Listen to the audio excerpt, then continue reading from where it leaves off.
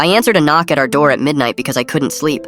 If I'd stayed in bed like my brother did, I think my family would still be whole. It sounds small to say the reason I was awake. I'd left my phone charging in the kitchen, and I have this thing where I can't sleep if it's not on my nightstand. So at midnight, I got up to grab it. That's the only reason I was on the stairs when the knock came. Soft, like whoever it was didn't fully want to be heard. My dad had told us he was working a night shift. He drove long haul and was gone 3-4 nights a week, and we never questioned it. I almost didn't open the door. I thought it was a neighbor or someone at the wrong house. But the porch light showed a woman I didn't recognize, holding a little girl asleep on her shoulder, maybe 3 years old. She asked if this was Daniel's house, my dad's name. When I said I was his son, something crossed her face. Not surprise, more like grief she'd already rehearsed. She said she'd been trying to reach him for weeks, that he'd stopped answering, and that the little girl was his, that she couldn't do it alone anymore. I stood there in the doorway of the only house I'd ever lived in and felt the floor tilt. I told her he wasn't home. She left a number on a torn receipt and said, "Please just tell him we came." Then she carried the little girl back to a car idling at the curb. I didn't sleep. I sat at the kitchen table with that receipt until the sun came up. Then I did the thing I still don't know if I regret. I told my mom I could have burned the receipt. I've thought about that 1,000 times. But she was my mom, and she'd spent 19 years building a life around a man, and I couldn't be the one who let her keep loving a lie. So I put it in her hand and told her what I saw. She didn't scream. That was the worst part. She just got very quiet and very still, and then she said, "Okay." She confronted him that night. He didn't deny it. Not the woman, not the child, not the second life he'd been running for years in a town 2 hours down the highway.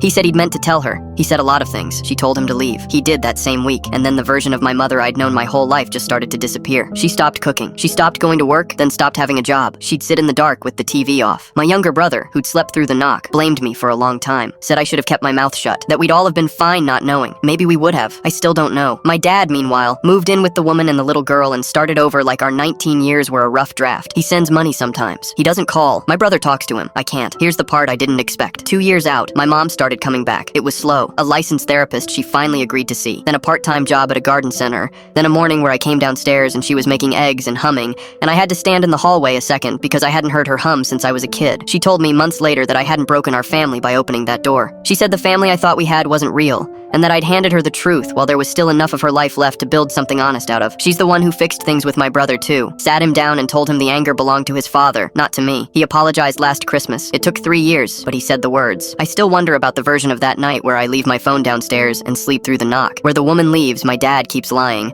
and the four of us stay whole a little longer on top of nothing. But then I picture my mom humming in the kitchen, actually hers, actually free, and I think I answered the right door. Some truths cost you the life you had. This one bought my mother back.